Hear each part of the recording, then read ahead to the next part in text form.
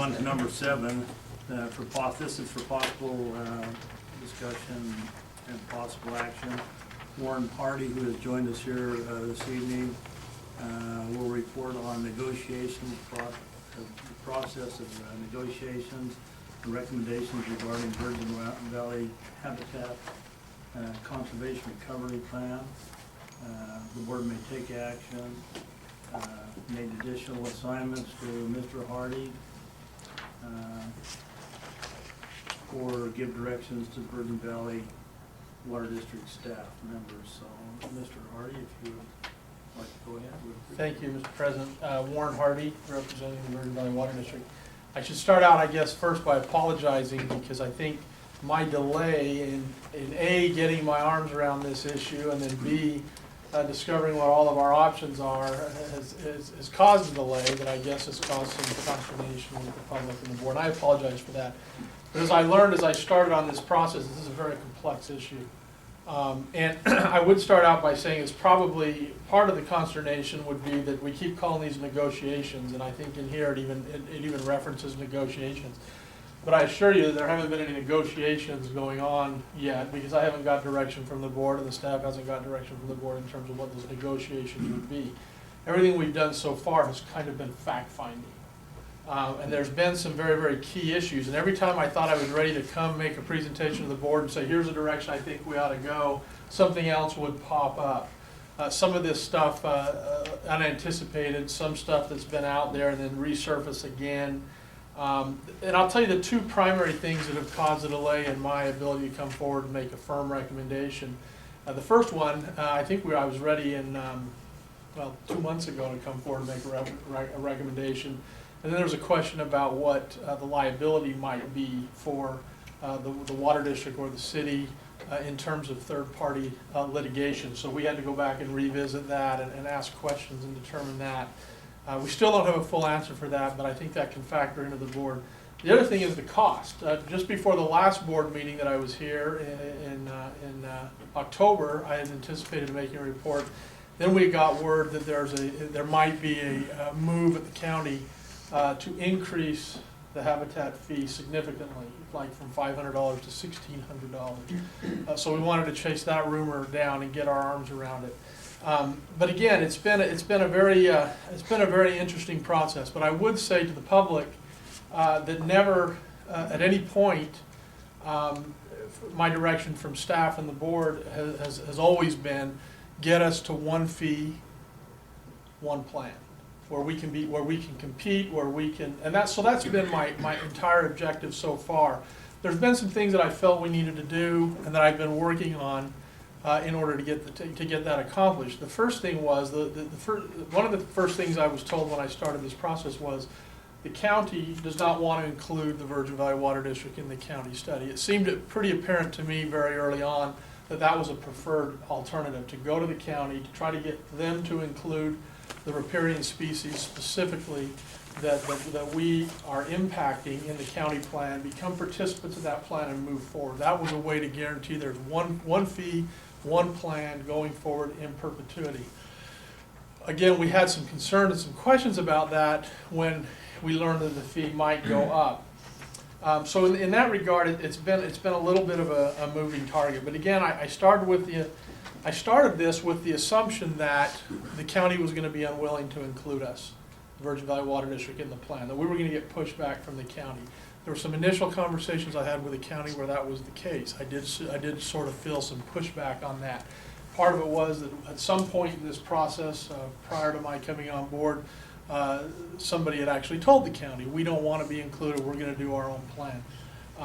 And so the county kind of checked that off their to-do list, decided they weren't going to do the second phase, and we've kind of moved forward. I didn't feel like it was going to be possible for us to really to make a good recommendation on how to do this unless all options were on the table.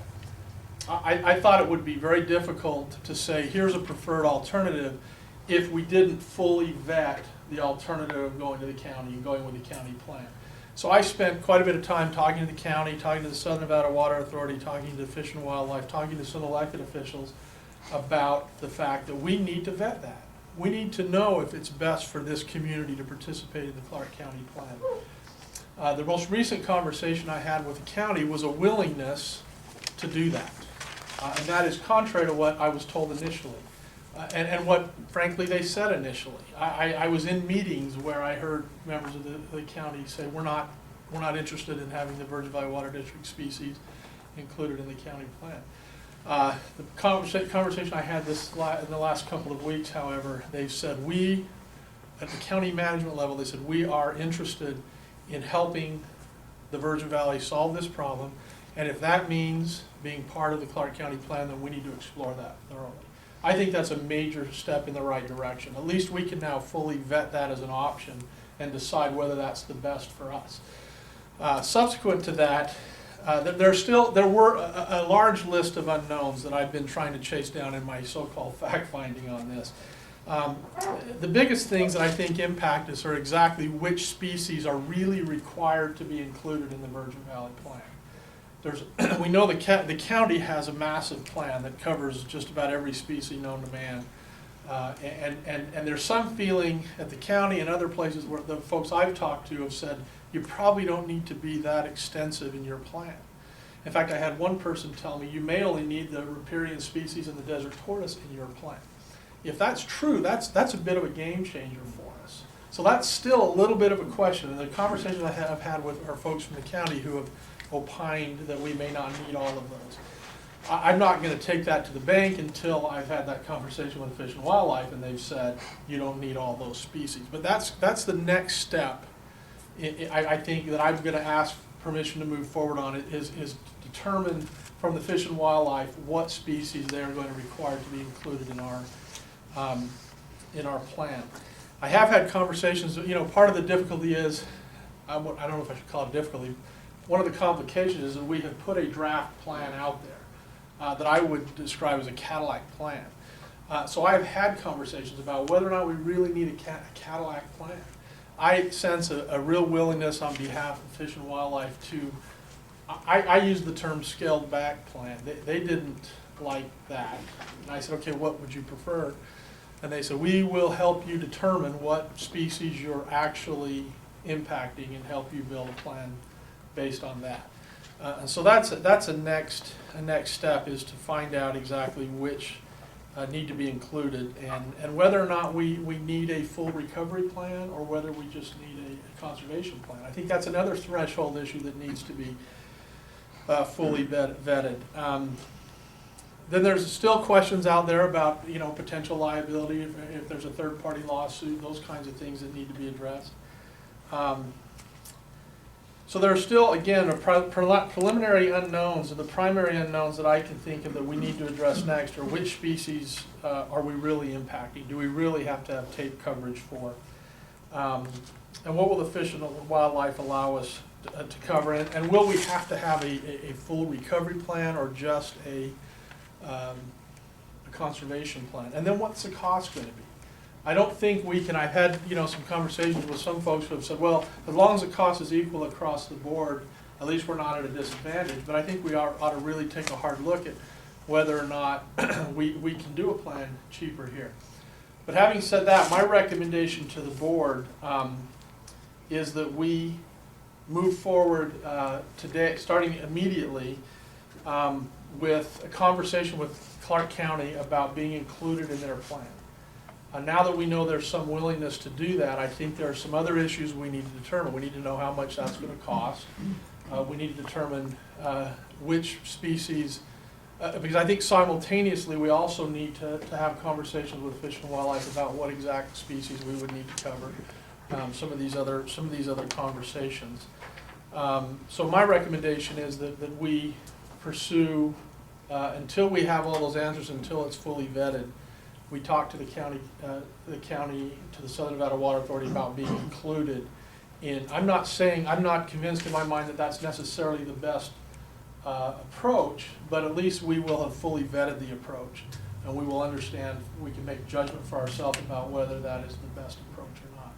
So that's the recommendation I'm making tonight: is that I be given authority or permission to move forward with conversations with Southern Nevada Water Authority, Fish and Wildlife, Clark County about being included in that plan. I think relatively quickly we can come back with a recommendation in terms of whether that is a an approach that will bear fruit. But I'll tell you, the only way it wouldn't bear fruit is if it's more cost effective and cheaper for us to do our own plan, where it will be less than what the county plan is. Again, my direction, my objective is to make sure we have one plan, one fee. And so that's my report. I'll be happy to answer any questions. My only concern with trying to limit it to a certain amount of species is there's always seems to be another species pop up, so having a list, I mean, even the county's plan has a phase 2, calls for a phase 2 that other species can be added to at a later date, right? So, I mean, I think the SNWA is going through something right now with the snail in the lake, where they're trying to put their other intake in. A group from Arizona actually has filed a lawsuit against Fish and Wildlife to protect the snail in the lake against. And I don't think there's anything you can do to prevent that. I think as people become aware of species, third parties file lawsuits, they say they need to be covered, and you have to revisit those kinds of things anyway. But I think it's pretty safe to say the county plan just went in and said, we're gonna cover it all just in case. And I think that's probably overly cautious. Maybe not, and that's why we need to move to this next step of conversation. And my point is it needs to just be able to be adapted Right. to include species as they come up. Because the reality of it is the expense, because we have a draft in place, the expense is related to the implementation of the plan. And that's what we have to look at and be wise in our decisions about.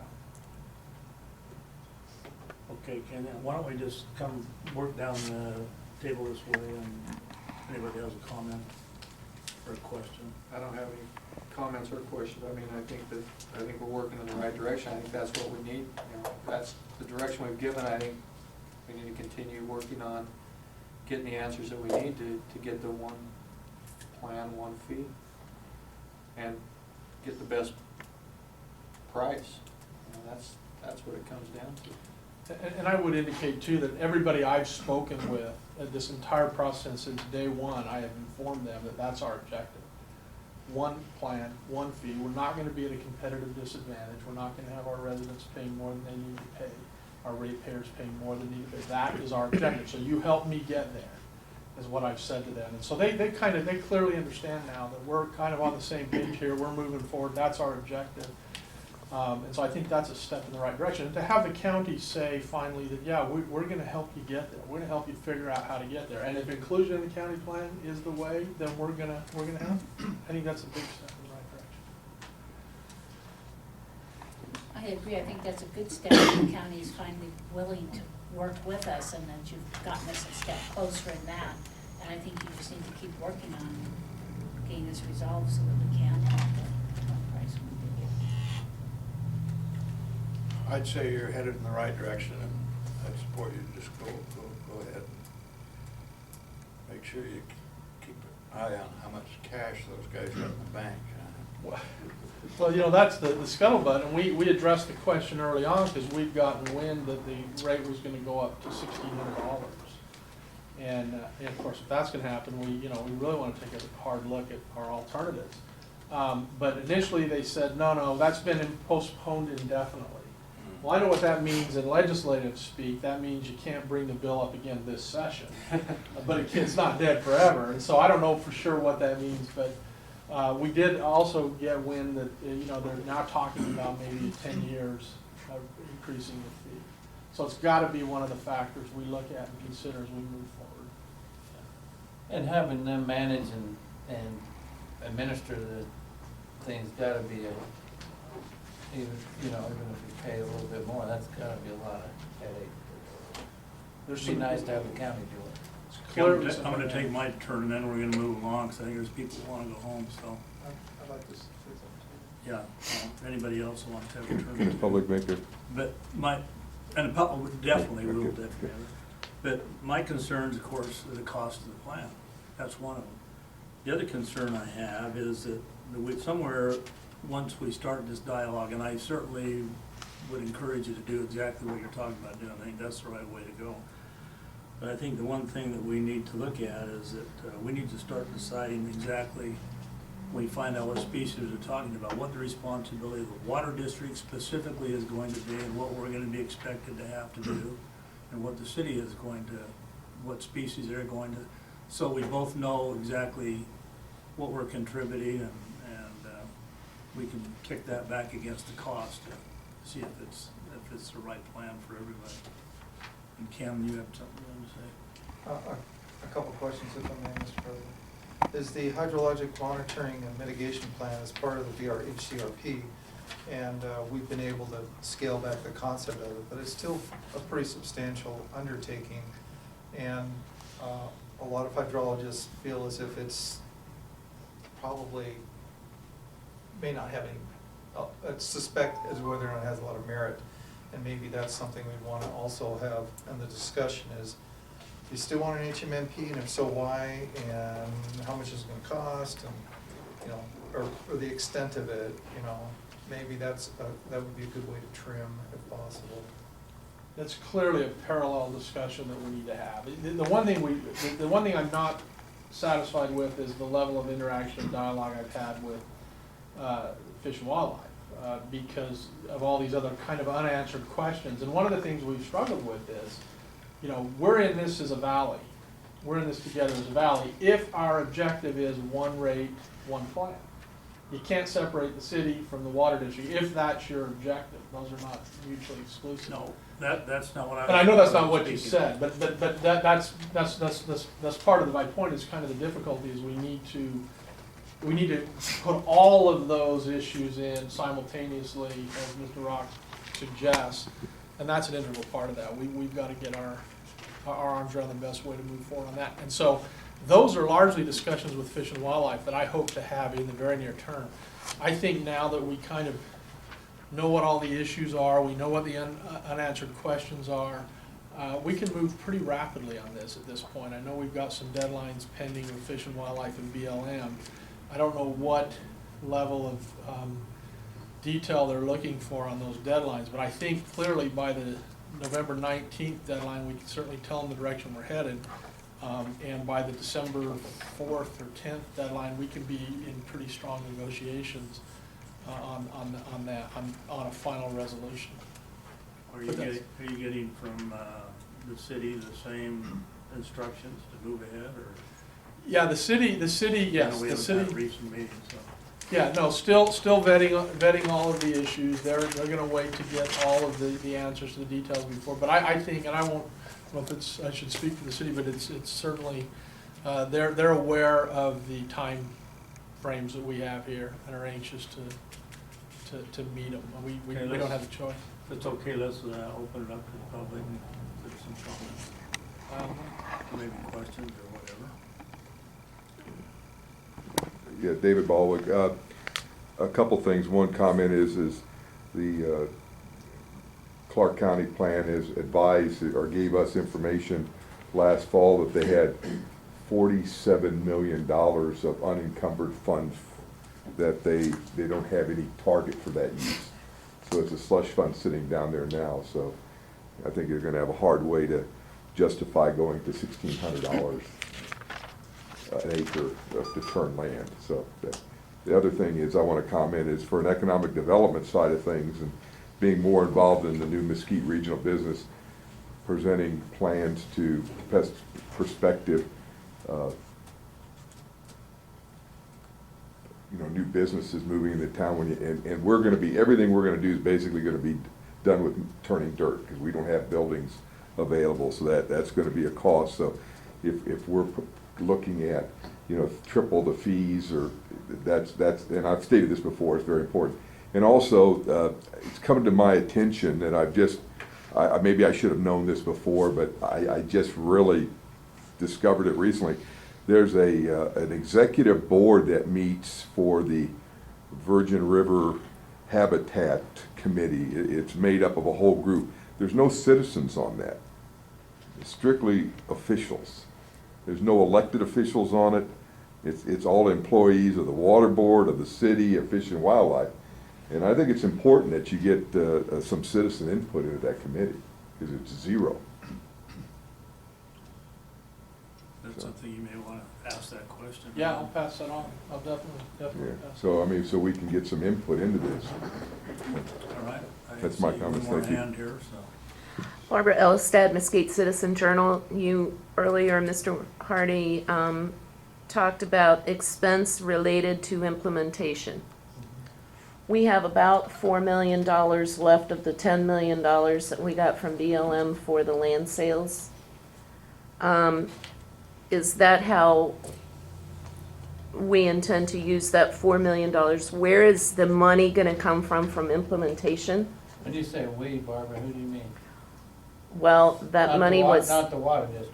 No, that was actually given to the city. The city is holding that money, let me say. And they have administered all the expenses out of that so far.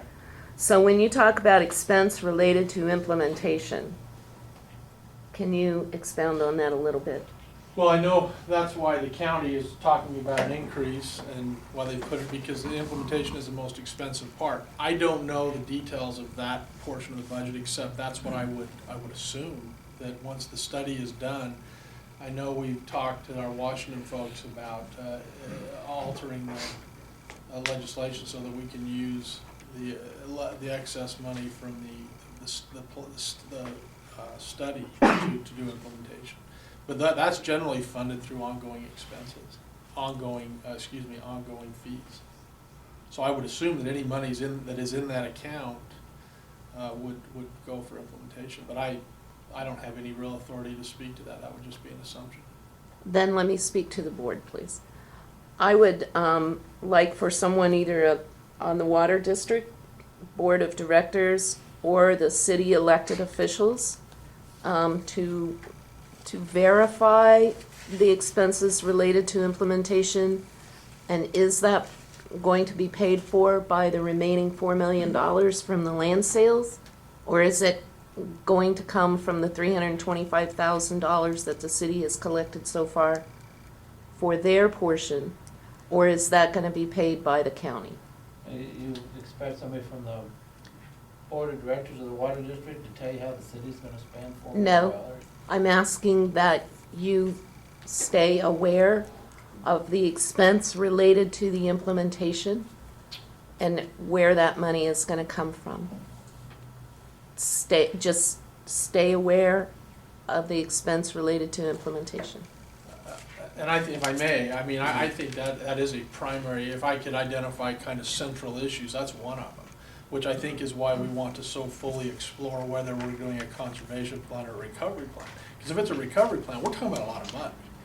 If it's a conservation plan, so it's an impossible question to answer, I think, until we know the answer to that. I can tell you that I certainly would advise that we push as hard as we can for a conservation plan and leave the recovery side off. And I sense a willingness from the stakeholders to have that conversation about whether we really need it. I mean, the thing I'm trying to get Fish and Wildlife and everybody else to focus on is what is our real need here? I mean, we've got a cattle, are we killing to use a phrase that an old buddy of mine in Carson City said, are we killing a fly with a piece of plywood here? You know, what is our real need? What are we really truly impacting? And let's get focused on that, and let's have a plan that covers that and nothing else. But that is fluid in case something comes up that we end up having to cover, that we have a method and a way of dealing with that. And that's no one can anticipate that. All you can do is prepare to deal with it once it arises. But that's a threshold issue, is the cost of implementation, and that's really where the expense lies, and so where we have to get this right, no question. Thank you. Okay, any other comments or questions? Okay. Mr. Chairman, I make a motion that we direct Mr. Harding to proceed with the direction that he outlined in his remarks as far as working with the county and exploring that option and the other options as outlined by him. Very good. We have a second. I'll second that. Okay, we have a motion and a second. All in favor? Raise your right hands. 5 in favor, none opposed, so the motion carries. So we'll move on to number 8. Mr. President, before, can I just, Oh, I know you we're got trying to get out here, but just quickly, I want to make sure everybody clearly understands that I'm not at the point of saying that inclusion in the county program is the best option. I am saying it needs to be vetted. We need to know, we need to understand it. The only way we are is if we get full cooperation from them, which we now have a commitment for. So I just don't want anybody to be surprised if I come back and say, no, we're better off going this way. But I don't think we can answer that until we know the intricacies and the ins and outs of this. So I want to make that very clear for the Yeah, I think record. that's what the board would have expected. Okay. We want to know. And the last thing, if and Bo's probably not gonna let me do this, but I just wanna slide in real fast, that, the one man, one vote, the question has been asked of the Legislative Council Bureau. I expected a pretty quick answer on it, and instead I got a pause at the other end of the line and that's an interesting question. We'll get back to you. So that's where that stands. It's not on the agenda, so when you find out, let us know, we'll put it on the agenda. Okay, Talk sounds about it. good. I just wanted to report that the request Okay. had been made. Thank you.